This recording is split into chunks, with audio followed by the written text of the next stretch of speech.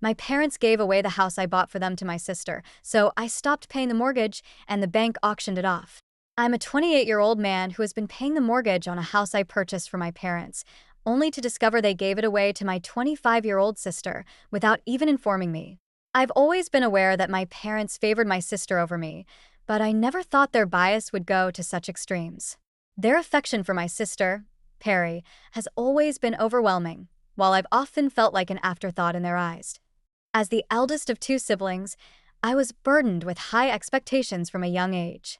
My parents emphasized responsibility and academic success for me, while Perry was treated like royalty. Well, not actual royalty since we didn't have much money, but she always seemed to get whatever she wanted. Unlike me, Perry faced no academic pressures. She was free to pursue her interests and hobbies, while I was expected to excel in my studies. My parents didn't try to hide their expectations either. They made it clear that my role was to secure a stable career and avoid failure at all costs. After I graduated high school, they used their savings and took out loans to send me to technical college. I suggested taking out a student loan instead, one that I could repay after securing a job, but my parents refused. They were against the idea because of the high interest rates, explaining that I would end up paying back far more than the principal. At the time, I was too young and inexperienced to fully grasp the financial implications of loans. I thought if my parents said so, it must be correct. I was barely 18 at the time. Little did I know they were saving me from the burden of a loan only to exploit me later. Shortly after finishing college, I got a good job in the tech sector, exactly what they wanted for me. Without a doubt, they were proud of me, but I always felt like some kind of investment, as if they had poured resources into me expecting returns. They never missed an opportunity to remind me, "We sacrificed so much for you. Don't forget it. Don't forget your roots. Don't forget where you came from." At first, it seemed harmless. I thought they just wanted to keep me grounded, but over time, I realized it was emotional manipulation. Emotional blackmail is their specialty. Once I started working, the pressure increased. Every time I visited, my dad would hint that I shouldn't forget they used their savings to pay for my college and that I needed to work hard to repay their sacrifices. I knew my parents needed a house. They'd been saving for many years, but spent that money on my education. I remembered just starting my career, not even a year into work, when I went home for vacation. While having dinner, my dad looked me straight in the eyes and said, "We did our part by paying for your education. Now it's your turn. You should start planning to buy a house for us soon. We can't keep renting forever, can we?" I felt a lump in my throat when he said that. I knew they expected me to buy them a house, but not so soon. I hadn't even been working a year. I was still sharing an apartment with two roommates because I couldn't afford one on my own, and my parents were already asking me for such a huge financial commitment. Like, what the hell? I protested. "Dad, I just started my job. I can't even afford my own apartment. How can you expect me to take on such a big financial burden?" He said he wasn't asking immediately, but was planting the idea in my head so I could plan and work hard toward it. My mom chimed in with a deceptively sweet voice.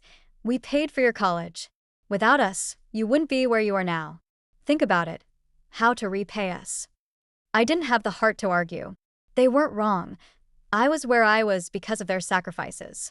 But sometimes their lectures were too much to bear, and I wanted to scream, "Who asked you to do this for me?" But I didn't have the courage to confront my parents. I kept a safe distance from them and only answered their calls when it was urgent. Visiting them was out of the question.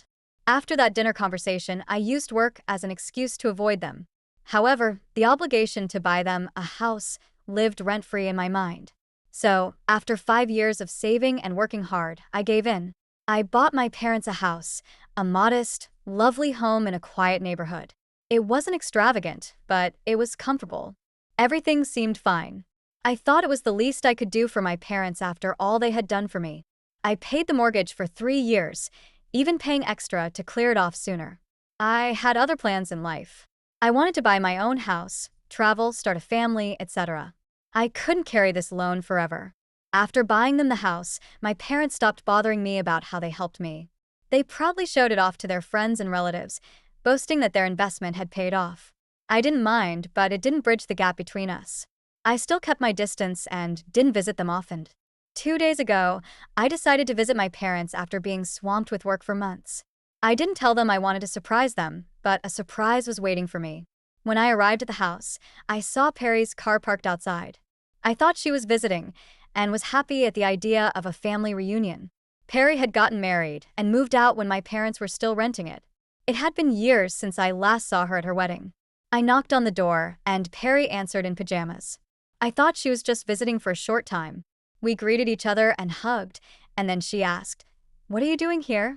I replied playfully, "I could ask you the same thing." I walked into the house and asked, "Where are Mom and Dad?" She sat on the couch and casually replied, "Oh, they moved." I froze. They moved? What do you mean they moved? This is their house. Perry shrugged like it was no big deal. I guess they didn't tell you. Actually, they gave it to me. I live here now. It felt like the ground shifted beneath my feet. They gave you the house I've been paying for? Yeah, she said nonchalantly, as if it made perfect sense. Mom and Dad said I needed it more. You know, I'm planning to have a baby soon and thought I should have the house. I was stunned. I asked where they're living now. She replied, "They're renting an apartment across town," as if it were the most normal thing in the world. I left without saying another word, my head swirling with anger. I drove straight to their new apartment without caring about showing up unannounced. When my mom opened the door, I wasted no time and said, "What the hell is going on? Perry just told me you gave her the house I bought, the house I've been paying for. Care to explain?" My mom had the audacity to smile, as if it was no big deal. "Calm down, sweetheart. Come in." We didn't think you'd be upset." I walked in but didn't bother to sit down. I wanted answers somehow. My voice rose. "You didn't think I'd be upset? You gave away the house I bought without even talking to me. How could you think it wasn't important for me to know?" My mom sighed, as if I were the unreasonable one. "Well, we thought that since you're doing so well, you wouldn't mind. Perry is planning to have a baby now. Do you want your nieces or nephews to be born in a rented house and grow up in an unstable environment? Now that they have the house, they don't have to worry about rent. They can focus on other things like their child's well-being." I exploded. "I don't care where my nieces and nephews are born and raised. It doesn't bother me if they live in a rented house. We lived in one. I still live in one. Besides, it's not my responsibility to think about them. That's Perry and her husband's problem. If they want stability, they should get better jobs." Hearing the commotion, my dad came out of the room and said, "What's all this noise about?" "She needs financial security. We had to give her the house. She didn't have the same opportunities as you. We didn't pay for her college, so she deserves this house." I couldn't believe what I was hearing. That's the thing about parents. They can say anything and expect no pushback. I responded, "You didn't pay for her college because she never went to college. She dropped out of high school." They refused to understand the gravity of what they had done. They kept saying, "You're successful. You can buy another house." "Of course I will," I said, "but it will be for me, not for you." I didn't even know how to respond. I felt like my world was collapsing. I couldn't understand their logic. I simply walked out of their apartment in a fury. I checked into a hotel and have been staying here since. I really don't know what to do. I can't continue paying the mortgage after learning the truth, but dealing with the situation is a real challenge. I know my parents can't afford the mortgage, and there's no doubt my sister can't either. This drama happened on Friday, and today is Sunday. My flight back is on Tuesday. At first, I thought about booking an earlier flight and leaving immediately, but when I calmed down, I realized I had other things to do here. I wanted to check how much was left on the loan since I'd been overpaying the mortgage every month. I thought I might be ahead on payments. Before my visit, I had asked my dad about the mortgage balance. He said he'd need to check with his bank manager. I texted him to meet me at the bank tomorrow to get more details about the outstanding balance. Although I don't want to continue paying the mortgage, I want to know the current status. Update 1.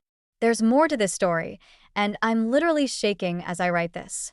We just returned from the bank, and what I found out left me devastated. The extra money I had been sending for the mortgage never made it to the bank. My father only paid the actual mortgage amount and used the extra money for his own expenses, specifically to pay rent for their apartment. I've been living so frugally all these years, while below my means, to save a little more and pay off the mortgage early. When the bank manager showed me the monthly deposits, I told him it must be a mistake because we had been paying almost 1.5 times the mortgage amount. Even opened my transaction history to show how much money I'd been sending my dad every month. Then my dad chimed in. The manager's records are correct. We only paid the mortgage amount. At first, I thought my dad was confused or didn't understand the situation, but then he grabbed my arm and said, "The records are accurate. Let's talk about this later." I felt another blow. I was dizzy, anticipating yet another betrayal. I sat in stunned silence while the meeting ended, during which the manager gave us details about the remaining mortgage balance and other options for consolidating loans, etc. I remained quiet. As soon as the manager left us alone, my dad pulled me aside and asked, "Why are we talking about the extra money? Did you send it specifically for the mortgage?" I replied angrily, "Of course. What else would I send extra money for? I told you the money was for the mortgage." What he said next left me dumbfounded. "I thought you sent it for our expenses." "I used it to pay our rent." I just stared at him and then sat down, burying my head in my hands.